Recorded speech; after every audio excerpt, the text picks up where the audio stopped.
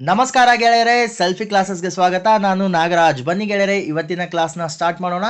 ಗೆಳೆಯರೆ, ಇವತ್ತಿನ ಕ್ಲಾಸ್ನ ಸ್ಟಾರ್ಟ್ ಮಾಡೋದಕ್ಕಿಂತ ಮುಂಚೆ ಇನ್ನೂ ಯಾರ್ಯಾರು ನಮ್ಮ ಚಾನಲ್ನ ಸಬ್ಸ್ಕ್ರೈಬ್ ಮಾಡಿಲ್ಲ, ಲೈಕ್ ಮಾಡಿ, ಶೇರ್ ಮಾಡಿ, ಸಬ್ಸ್ಕ್ರೈಬ್ ಮಾಡೋದನ್ನ ಮರಿಬೇಡಿ. ಬೆಲ್ ಬಟನ್ನ ಒತ್ತಿ ಗೆಳೆಯರೆ, ಯಾಕಂದ್ರೆ ನಾವು ಅಪ್ಲೋಡ್ ಮಾಡುವಂಥ ವಿಡಿಯೋಗಳ ನೋಟಿಫಿಕೇಶನ್ ತಮಗೆ ಬರ್ತಾ ಇರುತ್ತೆ. ಅದೇ ರೀತಿ ಈ ಹಿಂದೆ ಕೂಡ ನಾವು ವಿಡಿಯೋಗಳನ್ನ ಅಪ್ಲೋಡ್ ಮಾಡಿದ್ದೀವಿ. ಅಪ್ಲೋಡ್ ಮಾಡಿರೋ ವಿಡಿಯೋಗಳ ಲಿಂಕ್ಗಳನ್ನ ಕೆಳಗಡೆ ಡಿಸ್ಕ್ರಿಪ್ಷನ್ ಬಾಕ್ಸಲ್ಲಿ ಕೊಟ್ಟಿದ್ದೀನಿ, ನೋಡಿ ಚೆಕ್ ಮಾಡ್ಕೊಳ್ಳಿ. ಬನ್ನಿ ಹಾಗಾದರೆ ಸ್ಟಾರ್ಟ್ ಮಾಡೋಣ. ಗೆಳೆಯರೆ, ಇವತ್ತಿನ ಕ್ಲಾಸ್ ವೇದಗಳ ಬಗ್ಗೆ ನಾವು ಕ್ಲಾಸ್ಗಳನ್ನ ಮಾಡ್ತಾ ಇದ್ದೀವಿ. ಸೊ ನಾವು ಇಲ್ಲಿವರೆಗೂ ಪ್ರಾಚೀನ ಭಾರತ ಇತಿಹಾಸದ ಬಗ್ಗೆ ಕ್ಲಾಸ್ಗಳನ್ನ ಮಾಡ್ತಾ ಬಂದಿದ್ದೀವಿ. ಇದು ಕಂಟಿನ್ಯೂ ಆಗ್ತಾ ಇದೆ. ಬನ್ನಿ ಹಾಗಾದರೆ ಸ್ಟಾರ್ಟ್ ಮಾಡೋಣ. ವೇದಗಳು, ಈ ಹಿಂದಿನ ಕ್ಲಾಸ್ ನಾವು ವೇದಗಳ ಕಾಲದ ಸಂಸ್ಕೃತಿ ಅಥವಾ ವೈದಿಕ ಸಂಸ್ಕೃತಿಯನ್ನ ನೋಡಿದ್ವಿ. ಅದರ ನೆಕ್ಸ್ಟ್ ಕ್ಲಾಸೇ ವೇದಗಳು. ಸೊ ವೇದಗಳನ್ನ ನೋಡ್ತಾ ಇದೀವಿ. ಬನ್ನಿ ಹಾಗಾದರೆ ಸ್ಟಾರ್ಟ್ ಮಾಡೋಣ. ವೇದಗಳು.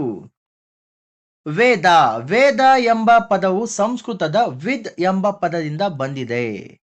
ವಿದ್ ಎಂದರೆ ಜ್ಞಾನ, ಅರಿವು, ತಿಳುವಳಿಕೆ ಎಂದರ್ಥ. ಗೆಳೆಯರೆ, ವೇದ ಎಂಬ ಪದ ಸಂಸ್ಕೃತದ ವಿದ್ ಎಂಬ ಪದದಿಂದ ಬಂದಿದೆ ಅಂತ ಹೇಳ್ತಾ ಇದ್ದಾರೆ. ಸೊ ವಿದ್ ಅಂದ್ರೆ ಏನಪ್ಪಾ? ವಿದ್ ಅಂದ್ರೆ ಜ್ಞಾನ, ಅರಿವು, ತಿಳುವಳಿಕೆ ಎಂದರ್ಥ. ಓಕೆ. ಸೊ ವೇದಗಳು, ಒಟ್ಟು ವೇದಗಳು 4. ತಮಗೆಲ್ಲ ಗೊತ್ತಿದೆ, 4 ವೇದಗಳಿದೆ. ಸೊ ವೇದಗಳ ಬಗ್ಗೆ ನಾವು ಅಧ್ಯಯನ ಮಾಡ್ತಾ ಹೋಗ್ತಾ ಇದೀವಿ. ಮುಖ್ಯಾಂಶಗಳನ್ನ ನಾನು ಕೊಟ್ಟಿದ್ದೀನಿ ಎಕ್ಸಾಮ್ಗೆ. ಅಂದ್ರೆ PC, PSI, TET, PDO, KPTCL, GPSTR, HSTR, SDA, FDA, KS, PSI ಗಳಿಗೆ ಎಕ್ಸಾಮ್ಗಳಿಗೆ ಏನು ಮುಖ್ಯಾಂಶಗಳು ಬೇಕೋ ಆ ಮುಖ್ಯಾಂಶಗಳನ್ನ ನಾನು ಕ್ಲಾಸ್ನಲ್ಲಿ ಹೇಳ್ತಾ ಹೋಗ್ತೀನಿ. ಬನ್ನಿ ಹಾಗಾದ್ರೆ ಸ್ಟಾರ್ಟ್ ಮಾಡೋಣ. ಗೆಳೆಯರೆ, ಒಟ್ಟು ವೇದಗಳು 4. ಮೊದಲನೇದು ಋಗ್ವೇದ. ಋಗ್ವೇದ ಮೊಟ್ಟ ಮೊದಲ ವೇದ ಅಥವಾ ಹಳೆಯ ವೇದ. ಪ್ರಾಚೀನ ವೇದ, ಮೊಟ್ಟ ಮೊದಲ ವೇದ ಅಥವಾ ಹಳೆಯ ವೇದ ಋಗ್ವೇದ. ಎರಡನೇದು ಯಜುರ್ವೇದ. ಯಜುರ್ವೇದ ಏನ್ ಹೇಳತ್ತಪ್ಪ ಅಂದ್ರೆ ಯಜ್ಞಗಳ ಆಚರಣೆಗಳ ಬಗ್ಗೆ ನಮ್ಗೆ ತಿಳಿಸ್ಕೊಡತ್ತೆ. ಮೂರನೇದು ಸಾಮವೇದ. ಸಾಮವೇದ ಬಂದ್ಬಿಟ್ಟು ಸಂಗೀತ, ರಾಗ, ಸಂಯೋಜನೆ ಬಗ್ಗೆ ತಿಳಿಸ್ಕೊಡತ್ತೆ. ನಾಲ್ಕನೇದು ಅಥರ್ವಣ ವೇದ. ಅಥರ್ವಣ ವೇದ ನಮ್ಗೆ ಏನ್ ತಿಳಿಸತ್ತೆ? ಮಾಯಾ, ಮಾಟ, ಮಂತ್ರಗಳು, ವಶೀಕರಣದ ಬಗ್ಗೆ ನಮಗೆ ತಿಳಿಸ್ಕೊಡತ್ತೆ ಗೆಳೆಯರೆ. ಓಕೆ. ಸೊ ಬನ್ನಿ ನೆಕ್ಸ್ಟ್ ಸ್ಲೈಡ್ ಅನ್ನ ನೋಡೋಣ. ಮೊದಲನೇದು ಋಗ್ವೇದ. ಗೆಳೆಯರೆ, ಋಗ್ವೇದ ಅತ್ಯಂತ ಹಳೆಯ ವೇದವಾಗಿದೆ. ವಿಶ್ವದ ಅತ್ಯಂತ ಹಳೆಯ ಪವಿತ್ರ ಲಿಖಿತಗಳು ಯಾವುದರಲ್ಲಿ ಇದೆ ಅಂದ್ರೆ ಅದು ಋಗ್ವೇದದಲ್ಲಿದೆ. ಓಕೆ. ನೆಕ್ಸ್ಟ್ ಪಾಯಿಂಟ್ ಅಲ್ಲಿ ಋಗ್ವೇದದಲ್ಲಿ 1028 ಶ್ಲೋಕಗಳು ಮತ್ತು 10 ಮಂಡಲಗಳು ಇವೆ. ಗೆಳೆಯರೆ ನೋಟ್ ಮಾಡ್ಕೊಳ್ಳಿ, ಯಾಕಂದ್ರೆ ಆಲ್ರೆಡಿ ಇದನ್ನ KS ಅಲ್ಲಿ ಕೇಳಿದ್ದಾರೆ. ಋಗ್ವೇದದಲ್ಲಿ 1028 ಶ್ಲೋಕಗಳು ಮತ್ತು 10 ಮಂಡಲಗಳು ಇವೆ. ಋಗ್ವೇದ ಅತ್ಯಂತ ಹಳೆಯ ವೇದವಾಗಿದೆ. ಓಕೆ. ನೆಕ್ಸ್ಟ್, ಋಗ್ವೇದದಲ್ಲಿ ಶ್ಲೋಕಗಳು ಮತ್ತು ಪ್ರಾರ್ಥನೆಗಳು ಇವೆ. ಋಗ್ವೇದದಲ್ಲಿ ಏನಿದೆ ಅಂದ್ರೆ ಋಗ್ವೇದದಲ್ಲಿ ಶ್ಲೋಕಗಳಿದೆ ಮತ್ತು ಪ್ರಾರ್ಥನೆಗಳಿದೆ ಗೆಳೆಯರೆ. ಯಜುರ್ವೇದದಲ್ಲಿ ಯಾವ ರೀತಿ ಯಜ್ಞಗಳ ಆಚರಣೆ, ಸಾಮವೇದದಲ್ಲಿ ಸಂಗೀತ, ರಾಗ, ಸಂಯೋಜನೆ, ಅಥರ್ವಣ ವೇದದಲ್ಲಿ ಮಾಯಾ ಮಂತ್ರಗಳ ವಶೀಕರಣ ಬಗ್ಗೆ ಯಾವ ರೀತಿ ಇದೆಯೋ ಅದೇ ರೀತಿ ಋಗ್ವೇದದಲ್ಲಿ ಶ್ಲೋಕಗಳು ಮತ್ತು ಪ್ರಾರ್ಥನೆಗಳು ಇದೆ. ಓಕೆ. ನೆಕ್ಸ್ಟ್ ಪಾಯಿಂಟ್, ಋಗ್ವೇದದ ಕಾಲದಲ್ಲಿ ಆರ್ಯರು ಆರಾಧಿಸುತ್ತಿದ್ದ ಪ್ರಮುಖ ದೇವರುಗಳು ಯಾವುದು ಅಂತಂದ್ರೆ ಒಂದು ಇಂದ್ರ, ಎರಡನೇದು ಸೂರ್ಯ, ಮೂರನೇದು ಸೋಮ, 4 ವರುಣ, 5 ಮಿತ್ರ, 6 ಯಮ, 7 ಅಶ್ವಿನಿ. ಇಷ್ಟು ದೇವತೆಗಳನ್ನ, ಇಷ್ಟು ದೇವರುಗಳನ್ನ ಆರ್ಯರು ಋಗ್ವೇದದ ಕಾಲದಲ್ಲಿ ಆರಾಧಿಸುತ್ತಾ ಇದ್ರು. ಯಮನನ್ನು ಕೂಡ ಆರ್ಯರು ಋಗ್ವೇದದ ಕಾಲದಲ್ಲಿ ಆರಾಧಿಸುತ್ತಿದ್ದರು, ನೆನ್ಪಿರ್ಲಿ. ನೆಕ್ಸ್ಟ್ ಪಾಯಿಂಟ್ ಅಲ್ಲಿ ಋಗ್ವೇದದಲ್ಲಿ ಜಾತಿ ವ್ಯವಸ್ಥೆಯ ಉಗಮದ ಬಗ್ಗೆ ಉಲ್ಲೇಖವಿದೆ ಗೆಳೆಯರೆ. ಋಗ್ವೇದದ ಕಾಲದಲ್ಲೇ ಜಾತಿ ವ್ಯವಸ್ಥೆಯ ಉಗಮದ ಬಗ್ಗೆ ಉಲ್ಲೇಖವಿದೆ ಕ್ಲಿಯರ್ ಆಗಿ. ನೆಕ್ಸ್ಟ್ ಪಾಯಿಂಟ್ ಅಲ್ಲಿ ಇತ್ತೀಚೆಗೆ ಯುನೆಸ್ಕೋದ ಮೆಮೊರಿ ಆಫ್ ವರ್ಲ್ಡ್ ರಿಜಿಸ್ಟರ್ ನಲ್ಲಿ ಋಗ್ವೇದ ಸೇರ್ಪಡೆಯಾಯಿತು.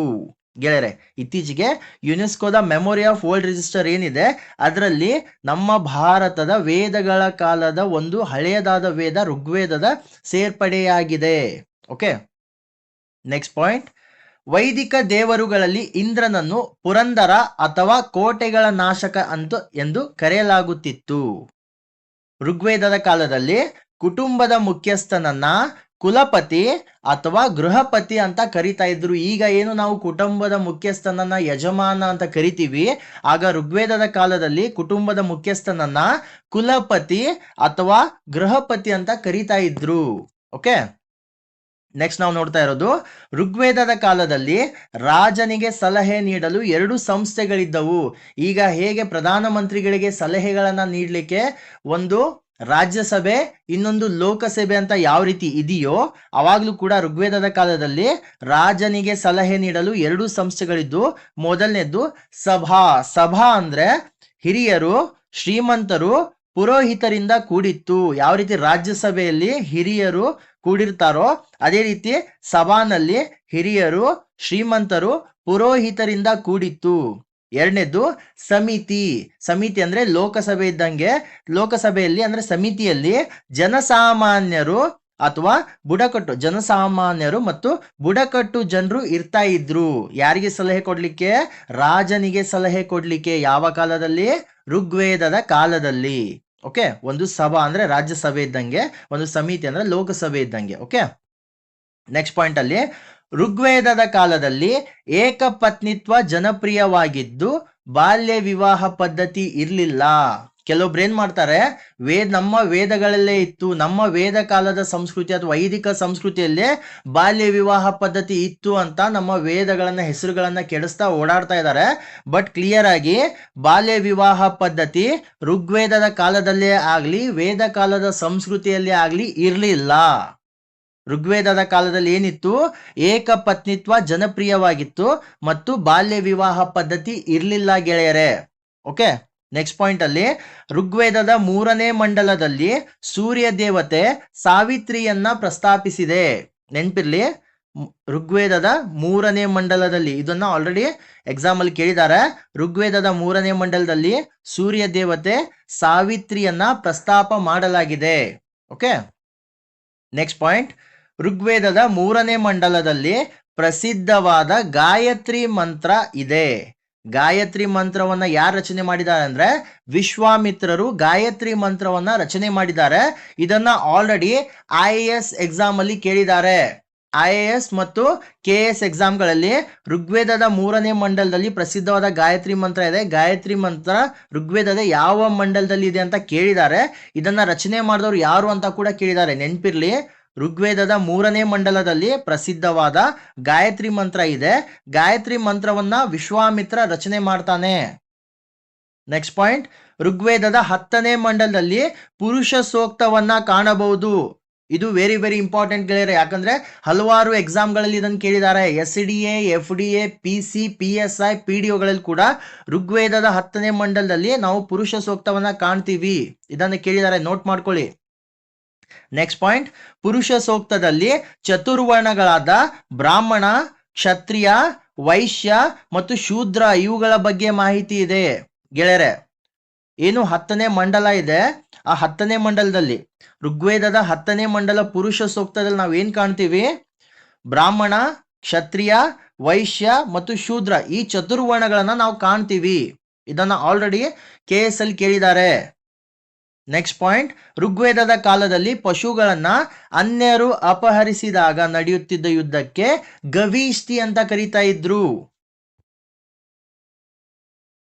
ಮುಂದಿನ ಪಾಯಿಂಟ್ ಋಗ್ವೇದ ಕಾಲದ ಪ್ರಮುಖ ಯಾಗಗಳು ಯಾವ್ದಪ್ಪ ಅಂದ್ರೆ, ಒಂದನೇದ್ದು ರಾಜಸೂಯ, ಎರಡನೇದ್ದು ವಾಜಪೇಯ, ಮೂರನೇದ್ದು ಸರ್ವಮೇಧ, ನಾಲ್ಕನೇದ್ದು ಅಶ್ವಮೇಧ ಯಾಗ. ಋಗ್ವೇದ ಕಾಲದ ಪ್ರಮುಖ ಯಾಗಗಳು 4. ಮೊದಲನೇದು ರಾಜಸೂಯ, ಎರಡನೇದು ವಾಜಪೇಯ, ಮೂರನೇದು ಸರ್ವಮೇಧ, ನಾಲ್ಕನೇದು ಅಶ್ವಮೇಧ ಯಾಗ. ನೆನ್ಪಿರ್ಲಿ. ನೆಕ್ಸ್ಟ್ ಪಾಯಿಂಟ್ ಋಗ್ವೇದ ಕಾಲದ ಪ್ರಮುಖ ಮಹಿಳಾ ವಿದ್ವಾಂಸರು ಯಾರಪ್ಪ ಅಂದ್ರೆ, ಒಂದನೇದು ಗಾರ್ಗಿ, ಎರಡನೇದು ಮೈತ್ರಿಯಿ, ಮೂರನೇದು ಅಪಾಲ, 4 ಘೋಷ, 5 ವಿಶ್ವವರ, 6 ಲೋಪಮುದ್ರ, 7 ಇಂದ್ರಾಣಿ, 8 ಮುದ್ಗಾಲನಿ. ಇವರೆಲ್ಲ ಋಗ್ವೇದ ಕಾಲದ ಪ್ರಮುಖ ಮಹಿಳಾ ವಿದ್ವಾಂಸರು. ನೆಕ್ಸ್ಟ್ ಪಾಯಿಂಟ್ ಅಲ್ಲಿ ಋಗ್ವೇದ ಕಾಲದ ಪ್ರಮುಖ ತೆರಿಗೆಗಳು, ಮೊದಲನೇದು ಭಾಗ, ಎರಡನೇದು ಬಲಿ. ಇವೆರಡು ಋಗ್ವೇದ ಕಾಲದ ಪ್ರಮುಖ ತೆರಿಗೆಗಳು ಗೆಳೆಯರೆ. ಓಕೆ, ನೆಕ್ಸ್ಟ್ ಪಾಯಿಂಟ್ ಅಲ್ಲಿ ಋಗ್ವೇದ ಧರ್ಮದ ವಿಶಿಷ್ಟ ಲಕ್ಷಣ ಏನಪ್ಪಾ ಅಂದ್ರೆ ಪ್ರಕೃತಿಯ ಆರಾಧನೆ ಮಾಡ್ತಾ ಇದ್ರು. ಋಗ್ವೇದ ಕಾಲದಲ್ಲಿ ವಿಶಿಷ್ಟ ಲಕ್ಷಣ ಪ್ರಕೃತಿಯ ಆರಾಧನೆ ನಡೀತಾ ಇತ್ತು. ಪ್ರಕೃತಿಯಲ್ಲಿ ದೇವತೆಗಳನ್ನ ಕಾಣ್ತಾ ಇದ್ರು. ನೆಕ್ಸ್ಟ್ ಪಾಯಿಂಟ್ ಋಗ್ವೇದ ಕಾಲದ ಸಂಸ್ಕೃತಿಯ ಕೇಂದ್ರ ಯಾವ್ದಾಗಿತ್ತಪ್ಪ ಅಂದ್ರೆ ಈಗಿನ ಪಂಜಾಬ್ ಆಗಿತ್ತು.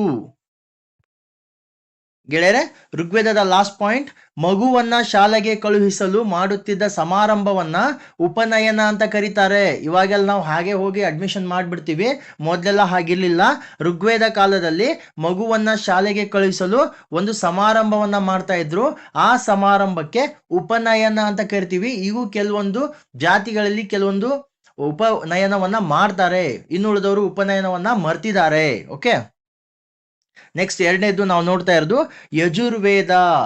ಈ ಹಿಂದೆನೆ ಹೇಳಿದೆ ನಿಮ್ಗೆ, ಯಜುರ್ವೇದ ಯಾವುದ್ರ ಬಗ್ಗೆ? ಯಜ್ಞಗಳ ಆಚರಣೆ ಬಗ್ಗೆ ನಮ್ಗೆ ತಿಳಿಸತ್ತೆ. ಓಕೆ, ಯಜುರ್ವೇದದಲ್ಲಿ ಯಜ್ಞ ಯಾಗಾದಿಗಳಾದ ರಾಜಸೂಯ ವಾಜಪೇಯಗಳನ್ನ ಪ್ರಸ್ತಾಪಿಸಲಾಗಿದೆ ಗೆಳೆಯರೆ. ನೆಕ್ಸ್ಟ್ ಪಾಯಿಂಟ್, ಯಜುರ್ವೇದದಲ್ಲಿ ಶ್ಲೋಕಗಳು ಮತ್ತು ಶಾಸ್ತ್ರ ವಿಧಿಗಳು ಇವೆ.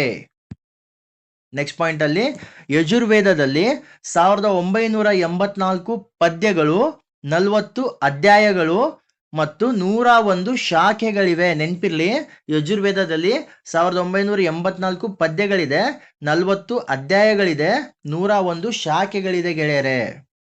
ಓಕೆ, ಮುಂದಿನ ಪಾಯಿಂಟ್ ಅಲ್ಲಿ, ಯಜುರ್ವೇದ ಭಾಗಶಃ ಗದ್ಯ ಹಾಗೂ ಭಾಗಶಃ ಪದ್ಯ ಇರುವ ವೇದವಾಗಿದೆ.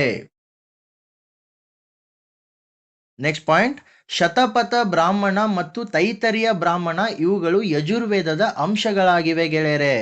ನೆಕ್ಸ್ಟ್ ಪಾಯಿಂಟ್ ಅಲ್ಲಿ, ಯಜುರ್ವೇದವು ಧಾರ್ಮಿಕ ಅನುಷ್ಠಾನಿತ ವೇದವಾಗಿದೆ. ನೆನ್ಪಿರ್ಲಿ, ಯಜುರ್ವೇದ ಬಂದ್ಬಿಟ್ಟು ಒಂದು ಧಾರ್ಮಿಕ ಅನುಷ್ಠಾನಿತ ವೇದವಾಗಿದೆ. ಯಾಕಂದ್ರೆ ಇದು ಯಜ್ಞಗಳ ಆಚರಣೆ ಬಗ್ಗೆ ಇದು ತಿಳಿಸ್ಕೊಡತ್ತೆ ನಮ್ಗೆ. ಮೂರನೇದು ಸಾಮವೇದ. ಸಾಮವೇದ ಬಂದ್ಬಿಟ್ಟು ನಮ್ಗೆ ಸಂಗೀತ ಮತ್ತು ರಾಗ ಸಂಯೋಜನೆ ಬಗ್ಗೆ ತಿಳಿಸ್ಕೊಡತ್ತೆ. ಸಾಮವೇದದಲ್ಲಿ ರಾಗಬದ್ಧ ಶ್ಲೋಕಗಳಿವೆ ಗೆಳೆಯರೆ. ಸಾಮವೇದದಲ್ಲಿ 1603 ಶ್ಲೋಕಗಳಿವೆ. ನೆನ್ಪಿರ್ಲಿ, ಸಾಮವೇದದಲ್ಲಿ 1603 ಶ್ಲೋಕಗಳಿವೆ. ಓಕೆ, ನೆಕ್ಸ್ಟ್ ಪಾಯಿಂಟ್, ಸಾಮವೇದ ಸಮನ್ ಸಮನ್ ಎಂಬ ಪದದಿಂದ ಬಂದಿದೆ. ಸಮನ್ ಎಂದರೆ ಸುಮಧುರ ಗಾಯನ ಎಂದರ್ಥ. ಓಕೆ, ನೆಕ್ಸ್ಟ್ ಪಾಯಿಂಟ್ ಅಲ್ಲಿ, ಋಗ್ವೇದದ ಪ್ರಾರ್ಥನೆಯನ್ನು ಪಠಣಕ್ಕಾಗಿ ಸಮಯಾನುಸಾರವಾಗಿ ಬದಲಾಯಿಸಿ ಒಟ್ಟುಗೂಡಿಸಿದ್ದನ್ನು ಸಾಮವೇದ ಎಂದು ಹೇಳಲಾಗುತ್ತದೆ. ಋಗ್ವೇದದ ಪ್ರಾರ್ಥನೆ ಏನು ಪಠಣೆಯನ್ನ ಮಾಡ್ತೀವಿ, ಆ ಪಠಣೆಯನ್ನು ಸಮಯಾನುಸಾರವಾಗಿ ಬದಲಾಯಿಸಿ ಒಟ್ಟುಗೂಡಿಸಿದ್ದಕ್ಕೆ ಸಾಮವೇದ ಅಂತ ಕರೆಯಲಾಗತ್ತೆ ಗೆಳೆಯರೆ. ಓಕೆ, ನಾಲ್ಕನೇದು ಅಥರ್ವಣ ವೇದ. ಅಥರ್ವಣ ವೇದ ಯಾವುದರ ಬಗ್ಗೆ ತಿಳಿಸುತ್ತೆ ನಮ್ಗೆ? ಮಾಟ, ಮಂತ್ರ, ಮಾಯಾ, ವಶೀಕರಣದ ಬಗ್ಗೆ ಉಲ್ಲೇಖಿಸಲಾಗಿದೆ ಅಥರ್ವಣ ವೇದದಲ್ಲಿ. ಓಕೆ, ಅಥರ್ವಣ ವೇದದಲ್ಲಿ 731 ಶ್ಲೋಕಗಳಿವೆ ಗೆಳೆಯರೆ. ಎಷ್ಟು? 731 ಶ್ಲೋಕಗಳಿವೆ ಅಥರ್ವಣದಲ್ಲಿ. ಓಕೆ, ನೆಕ್ಸ್ಟ್, ಅಥರ್ವಣ ವೇದದ ಮತ್ತೊಂದು ಹೆಸರು ಏನಪ್ಪಾ ಅಂದ್ರೆ ಬ್ರಹ್ಮವೇದ. ನೆಕ್ಸ್ಟ್ ಪಾಯಿಂಟ್, ಸತಿ ಪದ್ಧತಿಯ ಉಲ್ಲೇಖವಿರುವ ಮೊದಲ ವೇದ ಅಥರ್ವಣ ವೇದ. ಇಲ್ಲಿವರೆಗೂ ಋಗ್ವೇದ, ಯಜುರ್ವೇದ, ಸಾಮವೇದ ಈ 3 ವೇದಗಳಲ್ಲಿ ಸತಿ ಪದ್ಧತಿಯ ಉಲ್ಲೇಖವಿರುವುದಿಲ್ಲ. ಬಟ್ ಅಥರ್ವಣ ವೇದದಲ್ಲಿ ಸತಿ ಪದ್ಧತಿಯ ಉಲ್ಲೇಖವಿರುತ್ತೆ. ಸತಿ ಪದ್ಧತಿಯ ಉಲ್ಲೇಖವಿರುವ ಮೊದಲ ವೇದ ಯಾವ್ದಪ್ಪ ಅಂದ್ರೆ ಅದು ಅಥರ್ವಣ ವೇದ. ತಮ್ಗೆಲ್ಲ ಗೊತ್ತಿರಬಹುದು, ಸತಿ ಪದ್ಧತಿ ಏನಪ್ಪಾ ಅಂದ್ರೆ ಗಂಡ ಅಕಾಲ ಮೃತ್ಯುವಿಂದ ತೀರಿ ಹೋದ್ರೆ ಆ ಗಂಡನ ಚಿತೆಯಲ್ಲಿ ಹೆಂಡತಿಯು ಕೂಡ ಸಮಾಗಮವಾಗುತ್ತಾಳೆ. ಅದನ್ನೇ ಸತಿ ಪದ್ಧತಿ ಅಂತ ಹೇಳ್ತಾರೆ. ಓಕೆ, ನೆಕ್ಸ್ಟ್ ಪಾಯಿಂಟ್ ಅಲ್ಲಿ, ಅಥರ್ವಣ ವೇದವು ಕರ್ಮ ಪದ್ಧತಿಗೆ ಸಂಬಂಧಿಸಿದೆ. ಕರ್ಮದ ಬಗ್ಗೆ ಅಂದ್ರೆ ಕರ್ಮ ಪದ್ಧತಿ ಮಾಡುವುದರ ಬಗ್ಗೆ ಸಂಬಂಧಪಟ್ಟಿರೋದು. ಓಕೆ, ನೆಕ್ಸ್ಟ್, ಅಥರ್ವಣ ವೇದವು ರೋಗ ಉಪಶಮನಗಳನ್ನ ಒಳಗೊಂಡಿದೆ. ನೆಕ್ಸ್ಟ್ ಪಾಯಿಂಟ್, ಅಥರ್ವಣ ವೇದವು ಆಯುರ್ವೇದದ ಸಸ್ಯಗಳ ಮಾಹಿತಿಯನ್ನ ಒಳಗೊಂಡಿದೆ. ಗೆಳೆಯರೆ ನೋಟ್ ಮಾಡ್ಕೊಳ್ಳಿ, ಯಾವ ವೇದ ಆಯುರ್ವೇದದ ಸಸ್ಯಗಳ ಮಾಹಿತಿಯನ್ನು ಒಳಗೊಂಡಿದೆ ಅಂದ್ರೆ ಅದು ಅಥರ್ವಣ ವೇದ. ಓಕೆ ಗೆಳೆಯರೆ, ನಮ್ಮ ವಿಡಿಯೋಗಳು ತಮಗೆ ಇಷ್ಟವಾದಲ್ಲಿ ಲೈಕ್ ಮಾಡಿ, ಶೇರ್ ಮಾಡಿ, ಸಬ್ಸ್ಕ್ರೈಬ್ ಮಾಡೋದನ್ನ ಮರಿಬೇಡಿ. ಬೆಲ್ ಬಟನ್ನ ಒತ್ತಿ ಗೆಳೆಯರೆ, ಯಾಕಂದ್ರೆ ನಾವು ಅಪ್ಲೋಡ್ ಮಾಡುವಂಥ ವಿಡಿಯೋಗಳ ನೋಟಿಫಿಕೇಶನ್ ತಮಗೆ ಬರ್ತಾ ಇರುತ್ತೆ. ಅದೇ ರೀತಿ ನಾವು ತಿಳಿಸಿಕೊಟ್ಟಂಥ ಮಾಹಿತಿಗಳ ಬಗ್ಗೆ ಅಥವಾ ನಮ್ಮ ಕ್ಲಾಸ್ಗಳ ಬಗ್ಗೆ ಏನಾದರೂ ಅಭಿಪ್ರಾಯಗಳು ಅಥವಾ ಕಮೆಂಟ್ಗಳಿದ್ದಲ್ಲಿ ದಯವಿಟ್ಟು ಕಮೆಂಟ್ ಸೆಕ್ಷನಲ್ಲಿ ಕಮೆಂಟ್ ಮಾಡಿ. ನಾವು ನಿಮ್ಮ ಕಮೆಂಟ್ಗಳನ್ನು ನೋಡ್ತೀವಿ ಗೆಳೆಯರೆ. ಮತ್ತೆ ನಾವು ಮುಂದಿನ ಕ್ಲಾಸಲ್ಲಿ ಭೇಟಿಯಾಗೋಣ. ಧನ್ಯವಾದಗಳು ಗೆಳೆಯರೆ.